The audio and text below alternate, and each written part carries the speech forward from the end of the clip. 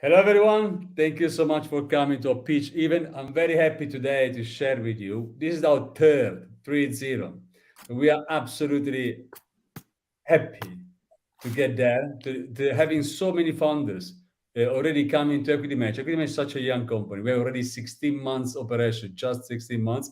We've been already helping so many founders, voicing and telling their story and coming here to pitch. Before starting today, we have another four great founders and one absolute investor guest. And I want to just update you with our new events coming. We started, as you all you know, the Asia event. Not any for now, but we are getting there. Almost any Tuesday, 6 p.m. Singapore time, we go live for Asia. As for them, it's almost impossible to count to this time. And also, we are launching next week Africa pitch event. So we want to be very close also to the African continent. We have one pitch event just for them. So today, I'm very happy to start with our guest. So Wesley, thank you so much. Wesley is managing partner of Capstone Capital Partners. How's it going, Wesley? Hey Max, how are you? I'm fine. Thank you so much to be with us from Atlanta. Thank you. So if you want to give an introduction to yourself, and after we can move to our founders. Absolutely. So thank you for having me, Max, and congratulations on this being your 30th pitch event. I remember when you and I connected at the very beginning of Equity Match. I thought it was a spectacular idea then, and I think it's grown beyond belief now. It's been tremendous for me to watch. I'm Wesley Owens. I hail from Atlanta, Georgia, here in the United States. Managing partner of Capstone Capital Partners. It's an advisory where we work with founders on a consulting for equity basis, just advising founders on which way to move, the better steps to take as they grow their ventures and move from phase to phase in the VC space. Thank you so much, Wesley. Uh, Now, thank you very much. And let me go through our great founders today. As always, we have absolutely daring and wonderful, sorry, I have a bit of sore throat today, founders. And I want to move with our first one, which is actually two founders and co-founders, William Ryelandt and Louis Clermont. William is the sales strategy manager, meanwhile, Louis is the CEO. Both are co-founder of Jumping. Jumping is based in Belgium, software and development. We are talking about a pre-seed round of 500,000. How's it going, guys? Hi, Max. Nice to meet you. My Doing pleasure. very well. Thank you. Thank you for having us. We're excited to tell you a little bit more about Jump In. Thanks to you guys for coming. So we leave you to pitch. If you want to give a short intro to yourself, both of you, please. And after, please just go to the pitch. We do not interrupt you at all. Wesley, we come after. So we are both founders from Belgium, both studying, and we are big sportsmen. We won't call us athletes, but we love doing sports, and that's how the idea of jumping comes in. So we're delighted to let us know a little bit more about what jumping is and what we're planning to do. Yep. And I currently study in Amsterdam.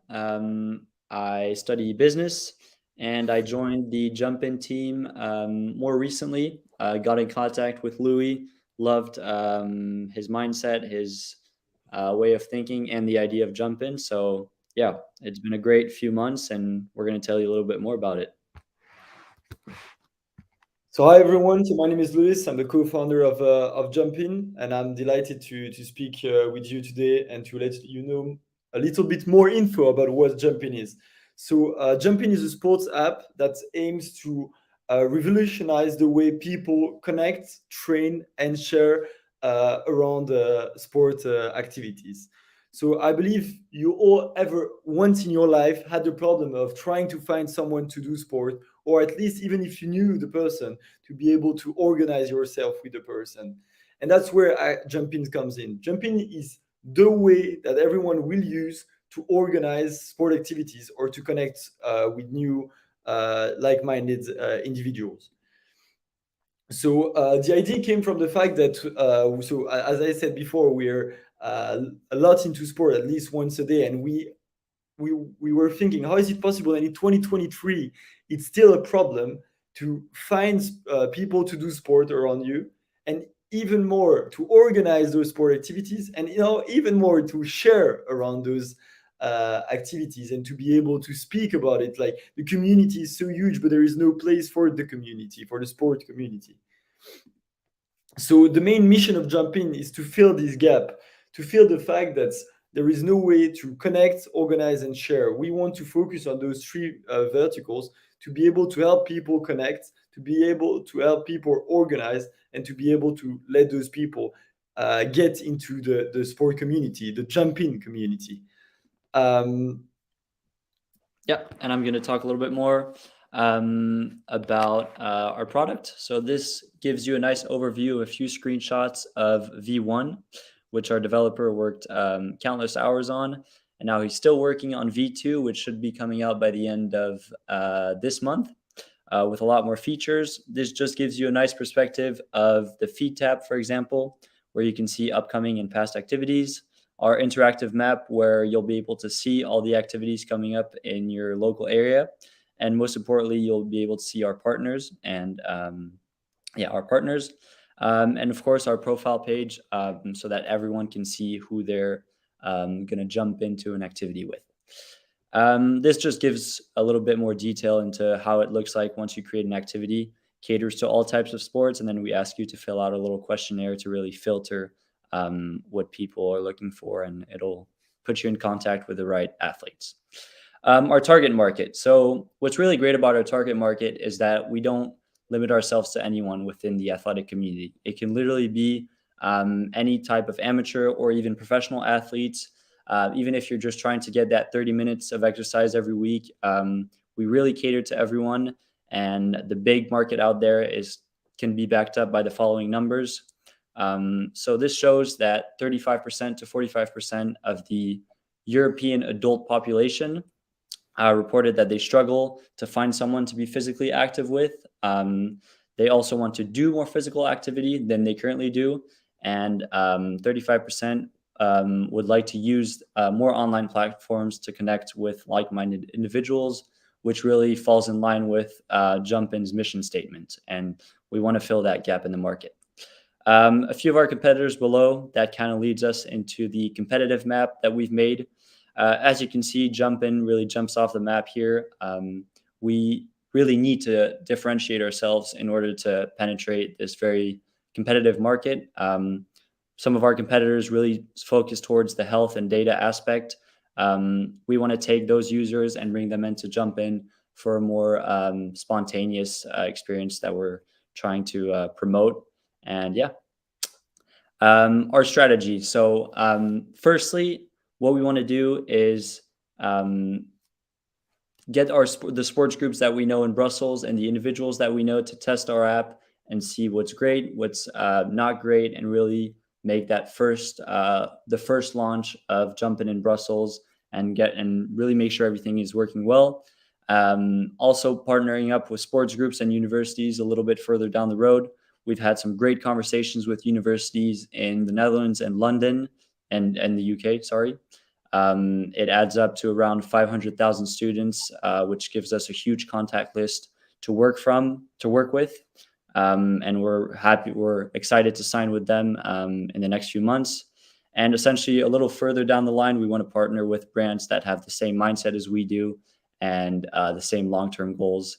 To really scale our app and bring it to the next level in the next few launches. So about the business model, we believe we focus on 4 main verticals. So sponsor gym, sponsor location, tokenization, and a platform for trainers and clubs. I won't go much into depth from how we actually get all the revenues, but the main idea is to be able to promote the locations, from the gyms to the shops to the bars, the restaurants, whatever, on the interactive map, to be able also with the tokenization and the partners, the brand and the universities, to be able to gamify Jump In and to be able to create those challenges and to be able to get the people motivated and active on our app. And also further down the line, we want to create a platform connected for trainers and clubs to be able to follow their athletes, sell training plans. So we really want to be like the go-to app for the sport community, so that you never need to actually leave Jump In. So that's our wonderful team. So as you can understand, William and I are more the business guy, and Victor is the genius behind the app.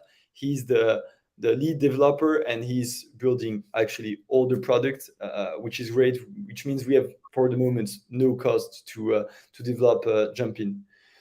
But it won't be possible to develop Jump In without any further capital. So we have the app now, and it's not an idea anymore. We are definitely a later stage startup we want to scale and be able to get into the market and to get access to all the European, at least, markets. And as we developed our discussion with brands and universities and the sport groups, we want now to officially create a team around Jump In to be able to scale the idea and improve the products. So that's why we are currently fundraising 500K. So thank you very much for your time. Thank you. Thank you, William. Wesley. Thank you, gentlemen. That was very well done. To me, it's always nice when I'm listening to pitches and I learn something about an industry that I just wasn't aware of, and that's the case here.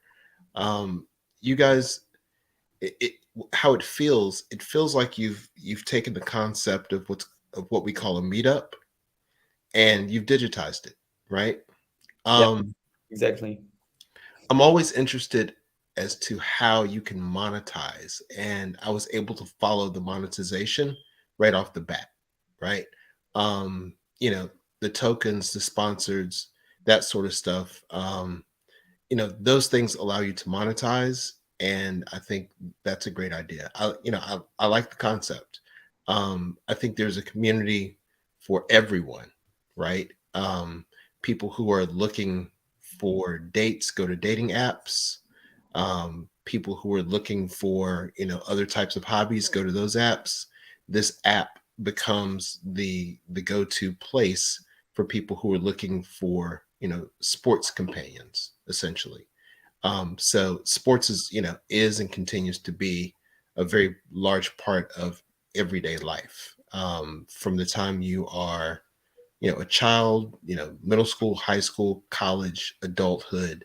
And so having an app that connects members of that community, I think is tremendous. Can't say enough about it. Thank you so much. Thank you for the feedback. Yes, sir. If you want to make a couple questions to them, please do it. Okay. So honestly, I don't really have necessarily a lot of questions. Like, you answered one of my major questions in the very end, the last couple of sentences. For me, ownership of code is important. And it appears as though your third partner, who's not here, is actually is the actual developer. And because of that, because he's writing that code, that tells me, or that leads me to believe that you guys actually own your code, which is important. Yeah, totally. The other thing I would say to you is, if you can start to, I don't know if you're at a point yet that you can start beta testing, but if you can, and you're able to show some proof of concept, I think that will lead you to an easier road when it comes to financing. That's why we currently finishing the V2. So as William was saying, we plan, so will be finished at the end of the month, and we plan to. So we've already a batch of sport groups in Brussels who are eager to use the app, and we'll beta test the app during the next 2 months, while also developing our partnerships with universities and brands, which are in a good settings, to be able to actually launch in Europe, in the biggest cities, our main markets, in September, to actually have a perfect product with all the features we want. But we plan to beta test starting from beginning of May. It's fabulous. I think Right now, you guys probably aren't exactly where you need to be to start raising capital. But once you beta test and put some data behind it, and you have some data to accommodate, I'm sorry, to go along with your pitch and to infuse into your pitch, I think you'll be in a perfect position to start to raise capital. Totally. Perfect. Thank you. Thank you so much, Wesley. William, Luis, please stay with us because we are all back soon. Don't go. I'm moving to Sadi Gamhevan, founder of Velo, USA e-commerce AI, pre-seed around 250,000 USD. How's it going, Sadi? Yeah, hi Max. Good to see you again. My pleasure. Yeah, I'm doing great. Yeah, excited to be here and then talk a little bit about what we're doing at Valoo. A bit about myself. So I'm the founder and CEO of Valoo. We have built the solution over the last couple of years, where we have brought in this expert knowledge in AI and machine learning to be able to help the e-commerce retailers to improve the efficiencies in their online stores. So yeah, a little bit about the company and what we do. Essentially, what we have built is AI Copilot for e-commerce retailers, where all of the manual work that is currently done by e-commerce retailers can be optimized using AI and machine learning. So, one sort of a common example that I can think of is how ChatGPT is helping like everyday people to improve what they do, and then bring in the efficiencies. Like we are doing a similar type of functionality for e-commerce retailers. So if you take this the space of e-commerce retailers, you typically have a team of people inside doing a lot of the work manually. So for a retailer to list and sell a product, they typically have to spend time in creating the product information. They have to then generate the descriptions. Then they have to figure out which particular categories on the e-commerce store that they want to list the product. And then finally, they have to optimize the search and discovery functions and then the product information to be able to help the customers find the products and then to sell the product. So currently, this is all done manually, and it's a lot of effort. And most cases, the retailers do not have the expertise or the bandwidth to be able to do it properly. So what we have done is that we have built a set of machine learning and AI models that take it from one end where we are creating the product information using AI models. Then we determine which categories that the product should be listed in. And then we also go and optimize the search and discovery function so that you can get the actual end consumer find the products that you're trying to sell.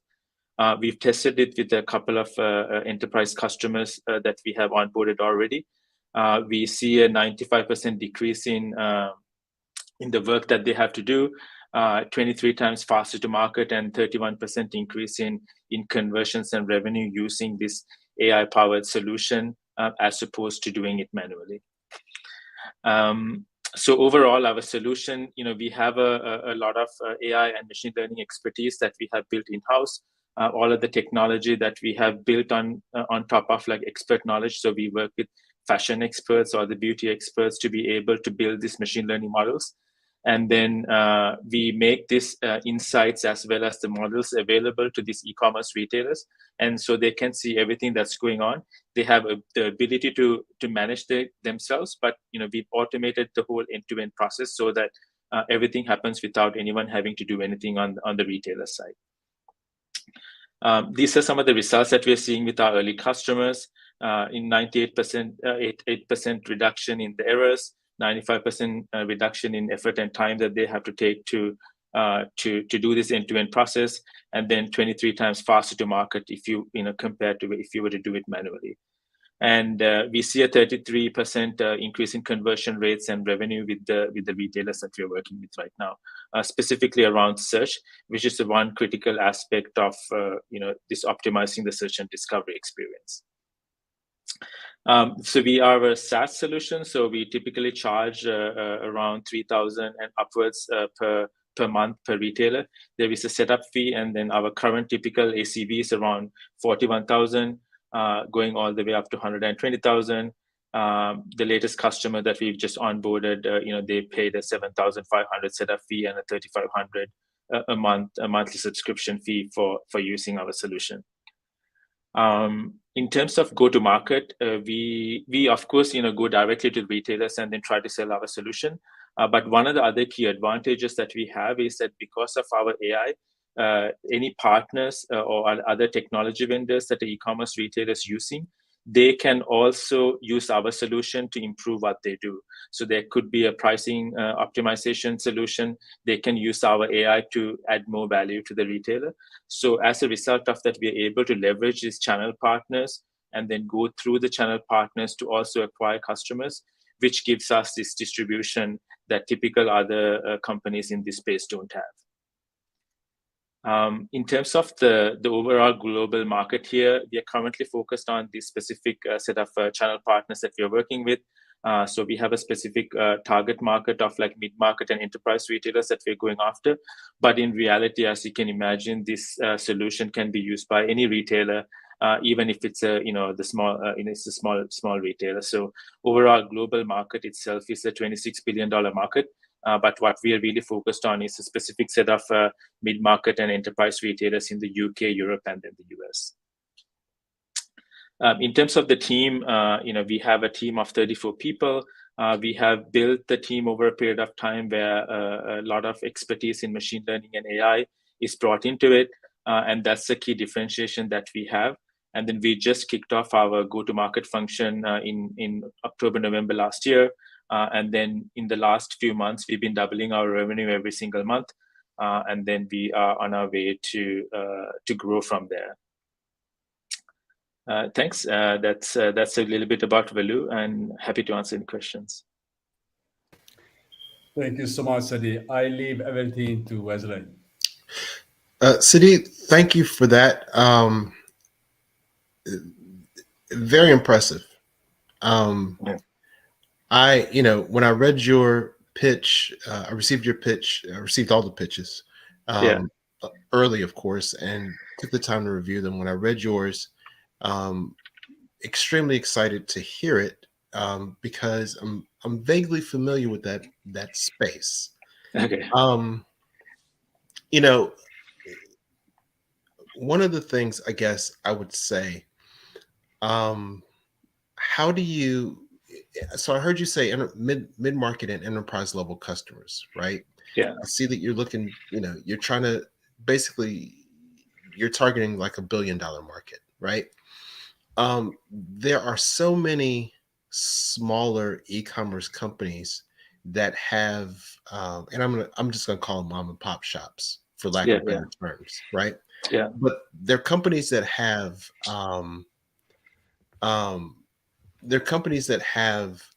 Shopify stores and those kinds of things that the Amazon FBA stores, right? Yeah. That could absolutely benefit from this technology. Have you guys thought about that? And how do you bring your product to that market as well, and explain it to people who are perhaps a lot less technical than you and your co-founder?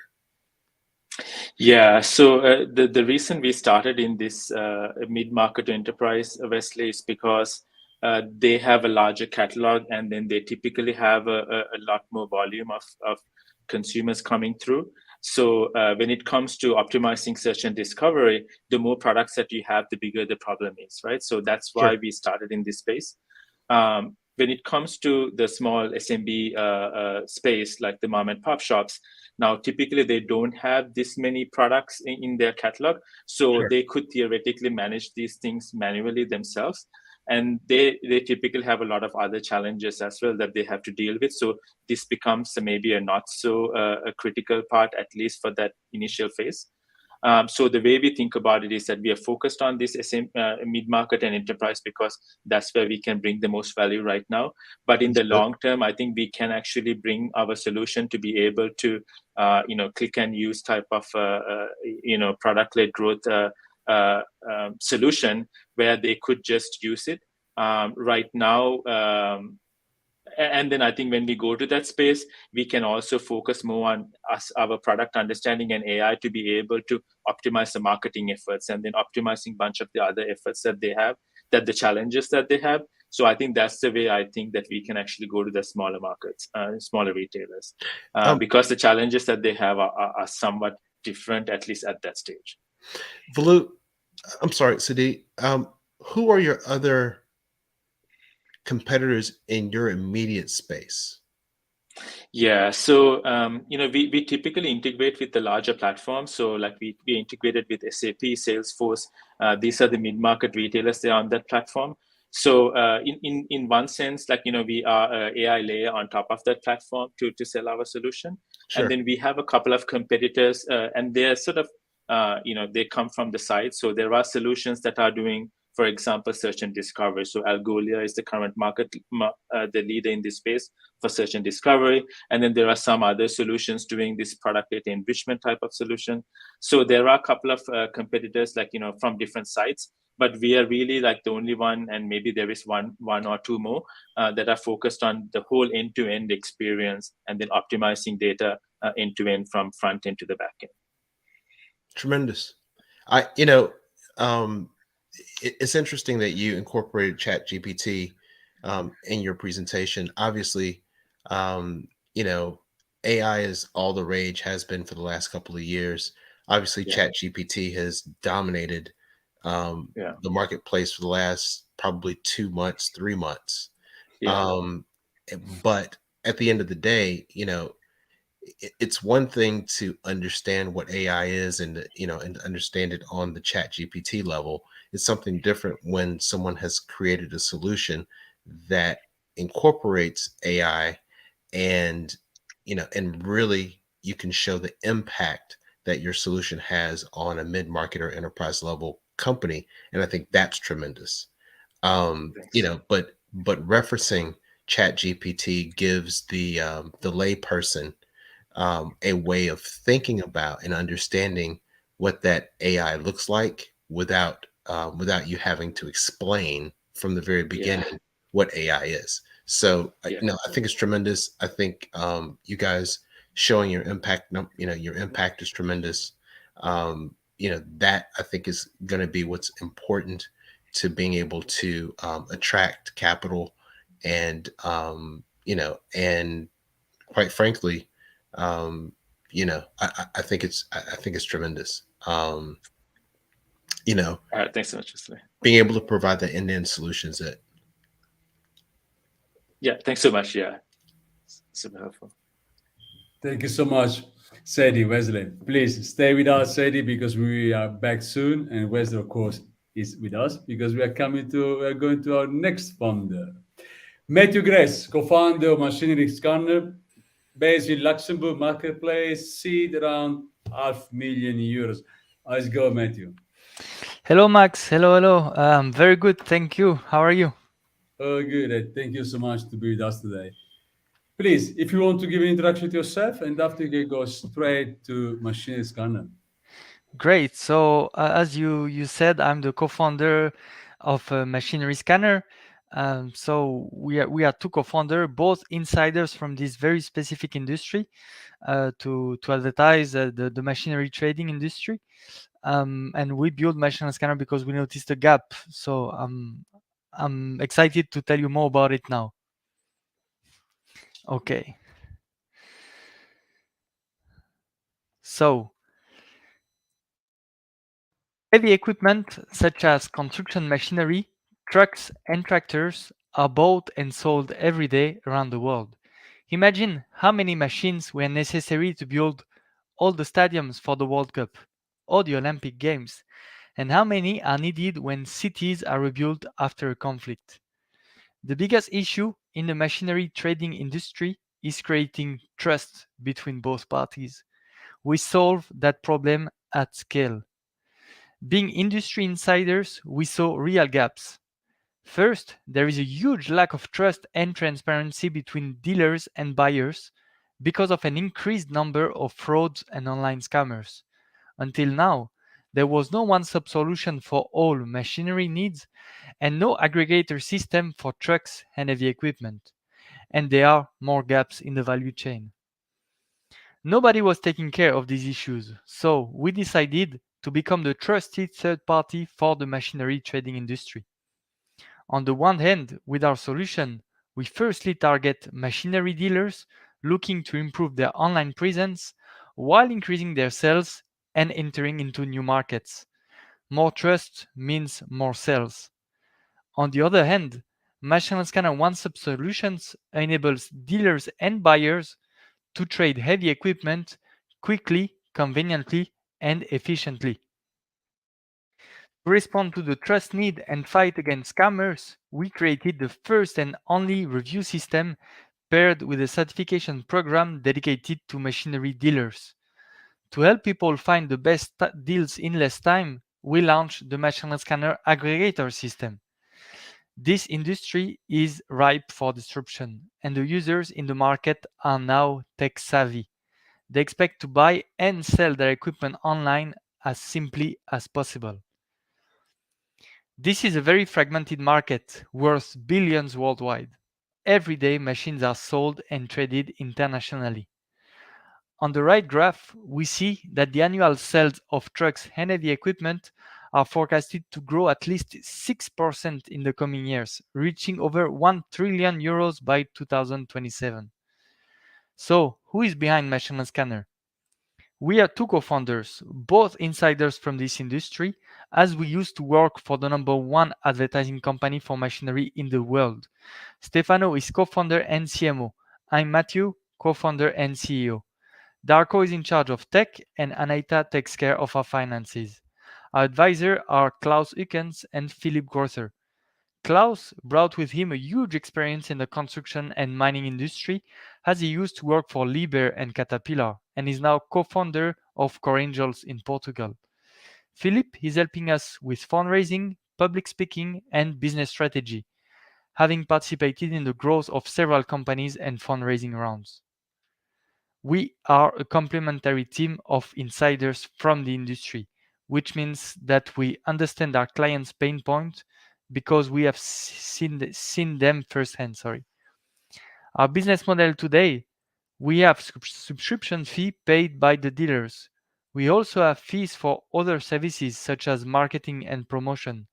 Additionally, we receive commissions from our partners, who are listing portals, inspection, and transport companies. Our business model tomorrow, we will be part of the transaction itself and will charge fees on each machine sold via the platform. We have sectorial competitors, none of whom offer the end-to-end package like Machine Scanner. Our platform is the only one-stop solution to trade machinery safely and efficiently around the world. We have many possibilities to expand our revenue streams, which are complementary and have a compounding effect over time, as you can see on the graph. Our main strengths are that we are a one-stop shop, we own the tech, and we are ready to scale. We're currently raising a round of 500,000 euros, of which we have already secured 200,000. We're generating revenue, we have found product market fit, and we have a clear roadmap for growth over the next 24 months.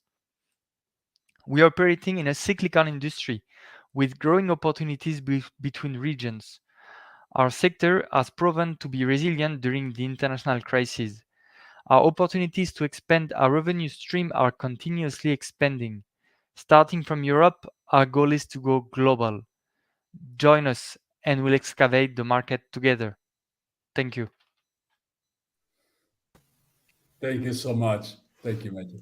Wesley, please go. Matthew, tremendous. You're not going to believe this.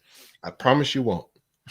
The other day, I was driving down the street and I saw heavy machinery. Of course. And I thought to myself, how do they even keep up with who has what, where, when? And lo and behold, 2 days later, I get this presentation. It's a tremendous market because, to your point, there really isn't a database for that, right? Yeah. You kind of got to know a guy, right? Or you kind of got to know a company who then has to kind of know a guy. I mean, you know, you don't just look at your neighbor's house and say, hey, let me get a front end loader. It just isn't how it goes. So, you know, the fact that you guys have developed a system and you are integrating with all the manufacturers and you're kind of putting it together. And what I really was listening for was how are you going to monetize? And, you know, getting those commissions is tremendous. Finding an insurance partner is going to be, you know, paramount to what you're doing. Mm-hmm.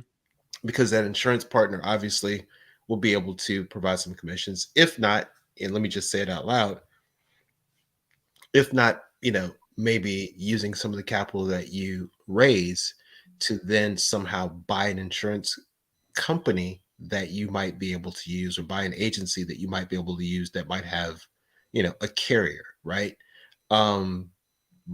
So maybe you become the insurance person, so you keep your commissions in-house.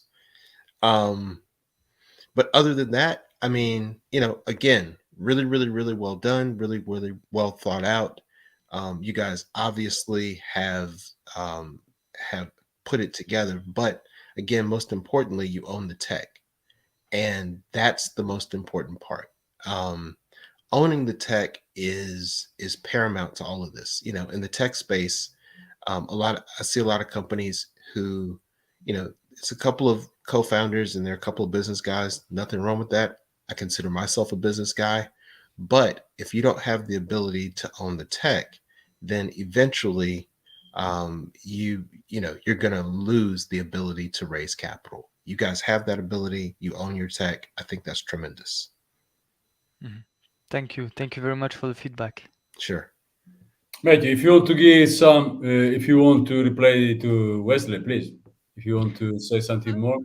I mean, yeah, it's a very tangible market, which makes us different from all the other startups in the world. Actually, we focus on something very tangible. It's a global market. Everyday machines are sold and traded between countries and continents. So we have a very growing market that impact our life, as you said, every day. Without Sure. construction machine, there is no construction, no roads, no infrastructure. No. Without truck, no fuel at the gas station or food in the supermarket. Without tractor, no more cereals. So it really impacts our life every day. So it's a growing market. We have a very strong team here, and our product is 100% owned internally. We own the tech. So we have a strong product. Now it's time to scale up and become one of the main player in this industry. It's tremendous. It really is. And like I said, I randomly passed some heavy equipment the other day, and I just thought to myself, like, who catalogs this?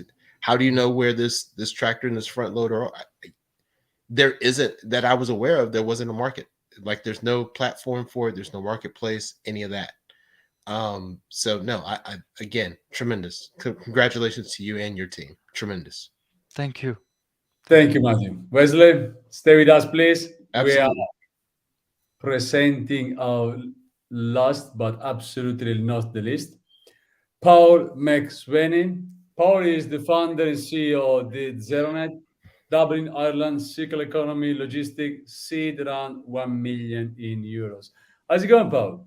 It's going pretty good, actually, Max. Apart from the rain that's thundering down here in South Dublin, nothing unusual. So we'll be having Joe Biden come here tomorrow. So hopefully the weather will pick up for him. Thank you so much, Paul. Please, if you want to give an introduction, and after we can go straight to business. Sure thing, absolutely. My name is Paul Mcsweeney, and for the last decade or so, I've been focused on a very particular problem associated with the circular economy. Most people will know about the circular economy and the fact that it's slowly but surely creeping into the corporate and manufacturing agendas all around the world. But one of the biggest problems in scaling a circular economy is a lack of appropriate logistics. And that's a problem that we have cracked. We've created the Zeronet, which we believe to be the world's first logistics network that has been explicitly designed around the very unique requirements of the circular economy. We've been live for some time now, and the product has really, really proven itself, and we're about to scale. We're in the process of signing a contract in the UK, which will start us on the path to deploying the platform essentially throughout every home in the UK, 27 million odd homes.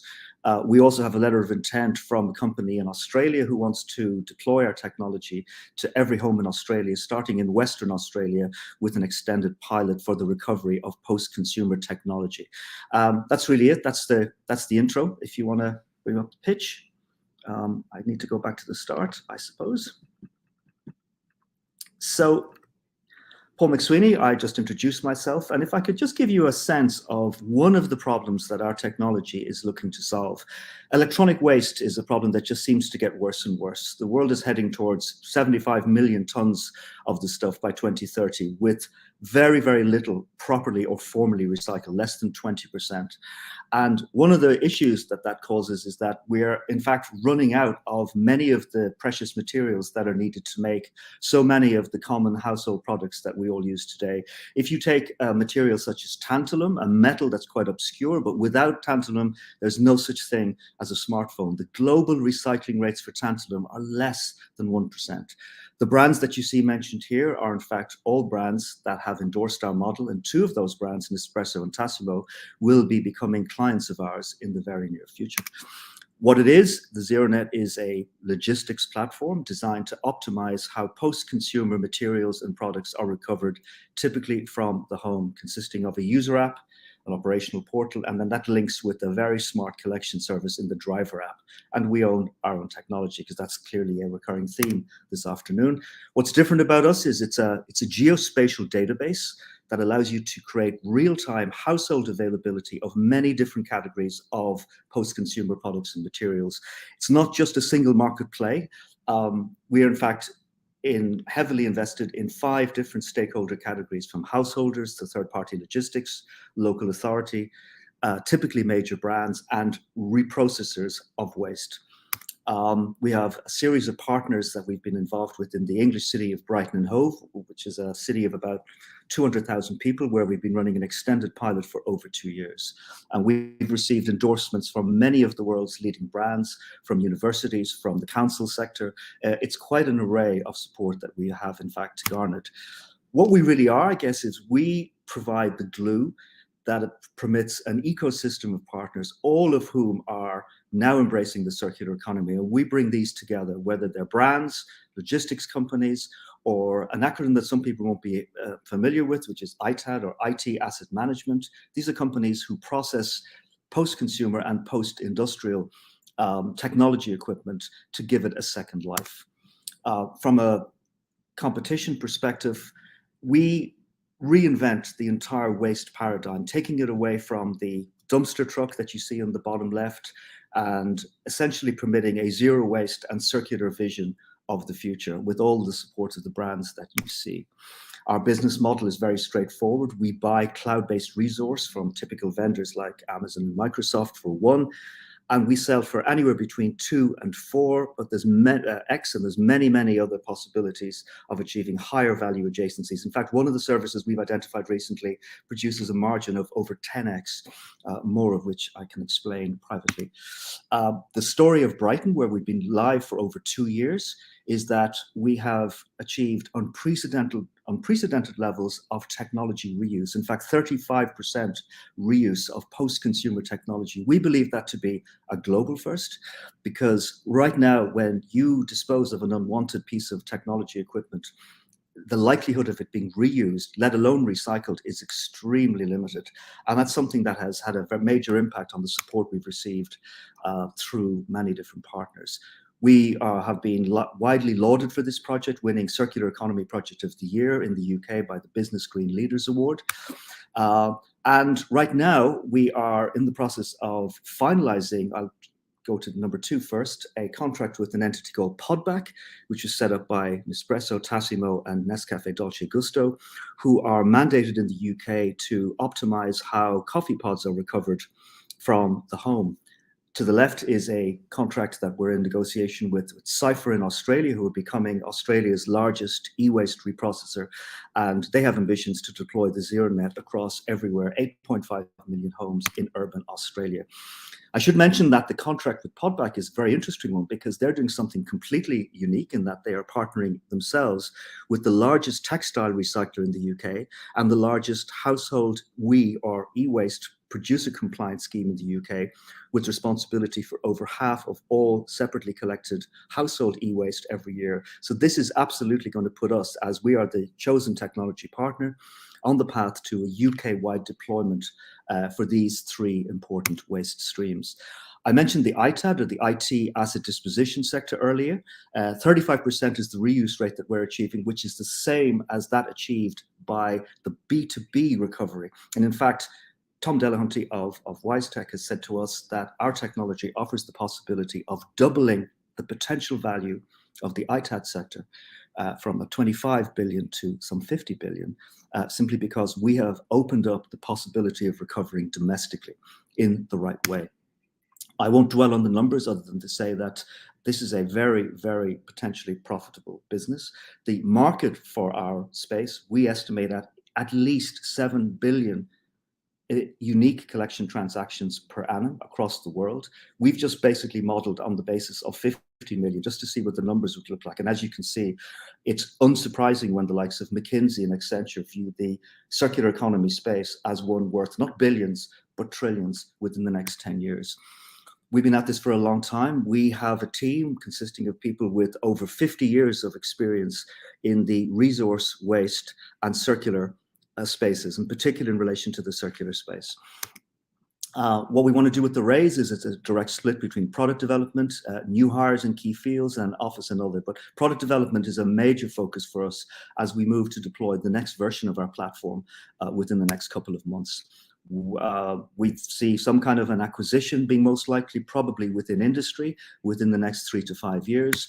And finally, I think I'm just going to end up by saying that one of our major supporters is the WE Forum, which is the body in Brussels that represents the entire global e-waste organizations. And this is essentially a market route for us that could take us into over 46 countries. And Pascal Leroy, who is the head of that unit, says that what he thinks that we are doing is really fantastic. And that's me. Thank you very much. Thank you, Paul. Thank you so much. Ryelandt, let's close this last great founder and pitch. Paul, that was tremendous. You know, I have some real questions. Obviously, I glimpsed your career history. You've been in this space about 10 years, and I heard you say a minute ago it started out as a research project. Correct. I learned something the first time I read your presentation. I learned some more the second time I read it because quite frankly, it's the space that I'm the least familiar with. Okay. I learned some more right then. I think you're absolutely onto something. I knew that there was a market for, I think in the IT space, they call them appliances, but basically computers, servers, you know, all that apparatus. There's a market for that. There's a B2B market for that, or B2C market for that, or actually B2B2C that occurs. And I did not know that there was a market for recycling in that same, you know, there was a requirement for recycling, I should say. So, and I really didn't know the name for what it was called, but based on what what your presentation says, if you guys did equal or better, you would own probably 30-40% of that market. And you know, and I obviously I just saw your numbers or your projections. Like, you know, it's a lot to digest, but I think it's where the world is going, right? Companies like yours, when it comes to recycling and clean, clean carbon footprints and those kinds of things, And again, like I said, this is the space that I'm least familiar with. But what I recognize is there is absolutely a problem that has to be solved. And I think you guys are well on your way to solving it. Even the piece where you're doing the recycling of pods, coffee pods, that market exploded a few years ago. And I don't think anybody thought about, what happens when you've used this pod once, maybe twice, and then you throw it away. Like, what happens? And you might use one or two at home in the mornings, but think about how many office buildings, pre-COVID they were killing these pods. So even things like that. So I think it's tremendous. Thank you. Have you investigated the VC funds that are directed toward environmental and clean energy and things like that? Yes, we have, and we have some ongoing discussions taking place with a number of those. Okay. Some of the ones that are US based, my experience of them is that maybe this is unfair, but it's an observation based on experience. They tend to be very US focused, and we don't have a US presence just yet. Our plans are to expand our footprint in the UK and then take it to Australia. But the US is a mammoth marketplace, and brands like Apple and Dell and HP are very much behind this model. Because I'll tell you why, Wesley. It's because if you talk to, we have had many conversations with Apple, those brands will suffer in their ability to acquire the materials with which to make their next generation products within a very short period of time. They have to recover their own products in the right way in order to use them as the basis for next generation manufacturing. And right now, every one of us, is guilty of having an old iPhone 6 somewhere in a drawer. Or many of them. And those devices, if correctly handled, can actually act as a supply chain for manufacturers who, with all the stuff that's going on in the world and China taking control of most major technology metals, brands are going to be compelled for doing this. And this is something we're actually actively looking at doing in our Australian project, working with a major global brand whose name I can't reveal just yet. Okay. If it's okay with you, Paul, I'd like to, I've got a couple of resources I'd like to at least send your way. Sure thing. Appreciate it. If it's okay with you. Absolutely. Thank you. Okay. I'll do that. Appreciate it. Thank you, Paul. Paul, stay there. Wesley, don't move. We are all back right now. So waiting for City, Matthew, Loris, and William. So let me start with you, Paul. So we start from the end up to the beginning, maybe someone in between. Why invest in you, Paul, your team, and of course, your venture? I would say that one of the biggest shifts that's taking place in the world of manufacturing, resources, and logistics right now is the shift away from the existing economy, sometimes known as the linear economy, to the circular economy. And that circular economy is happening. It's been a slow thing to happen, but it is happening everywhere. And it absolutely needs a change, a mindset shift, and then a technical shift in how resources are recovered, typically from the home. Right now, we recover waste, we don't recover resources, and everything is a compromise. We solve that problem, and it's impossible to say what the potential value of that market space is, but the move from linear to circular is worth trillions over the next 10 to 30 years, and we have a technology that's way ahead of anything else globally, and that makes us, and we've proven it, commercially, and now it's a question of scaling. And so we've de-risked much of this. So I would say those are the reasons why we make a good bet for anybody looking to invest. Thank you so much, Paul. Sadi. Yeah, hi, Max. Why?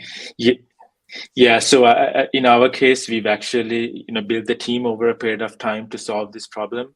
And then we've actually built a solution to be able to deploy at any of these customers. And then we've also deployed it at these enterprise customers where we see a lot of great results. So we are at a point where we can actually scale and rapidly grow from here through our channel partners as well as directly. So I think that's why it's a great opportunity at this moment to work together to scale what we have already built. Thank you so much, Said. Hey, Louis, William, why invest in your venture? And of course, yourself.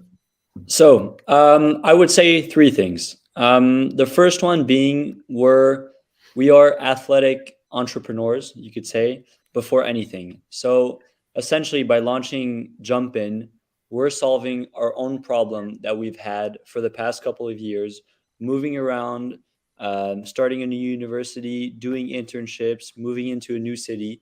We really wished we had an app like Jump In to connect with those individuals and meet new people in the easiest way possible. So that's the first thing. Now, the second thing is we know there's a market out there. We've done the research. We know there's a big gap in that market. And we know that, especially after COVID, people are a lot more active. They've been out, they've developed new hobbies. And we know that there's an app missing for those people that want to connect with more individuals and be less lonely in the world of fitness. And that kind of connects to my third point. We're actually, it's been scientifically proven, we are riding a wave right now where Gen Z is the loneliest generation. And that being said, it all relates to the fact that the internet has done such a wonderful things for us. But in this day and age, in this digital age, Gen Z is the loneliest generation. And as I said, scientifically proven, Gen Z is we're riding a wave right now where Gen Z is moving away from that loneliness into connecting with more individuals that think alike. So now would be definitely the time to launch an app like Jump In, and also the time to invest. And then maybe just a bonus point, sports is the only medicine without any side effects. So that's something you can't argue with, I would guess. It's completely right and true. Thank you. Matthew, please. Yes. So why us? Why the team? First is about the market we are addressing. It's a global market that seems very far from us, but actually it impacts our life every day. So the market is growing. The team is very strong. We have a strong team. We are the two co-founders. We are insiders from this industry. One of our advisors has more than 30 years of experience with big brands, huge senior position for big brands. We have other advisor. We own the tech. We have a finance, mathematics specialist in the team. So we have a very strong team. The product is ready. We own the tech. Now it's time to scale up, and we connect the buyer and the seller in the most efficient way, because we collect data from different portals, aggregate all those results, and put it in only one place in an aggregator system. So we facilitate the search of equipment. Instead of going through 5 websites to find the truck, a user can go to a single place, find it, and then what differentiates Machine Scanner from all the other players is that once he found the right machine, he can actually check the company behind, read reviews, look for the certification to make sure there is a real company behind, ask for the inspection, and organize the shipment. And as I said before, we can expand our revenue streams continuously, because we can add insurance system, banking system, loan system, and so on and so forth to enter in this transaction and secure even more the whole international trade of machine. Thank you so much, Matthew. Paul, Matthew, Lois, William, Sari, thank you very much for being with us today. Wesley, absolutely thank you for taking your time today and talking to our founders and giving such a great feedbacks. I'm completely sure they are very much pleased. And thank you to all the audience.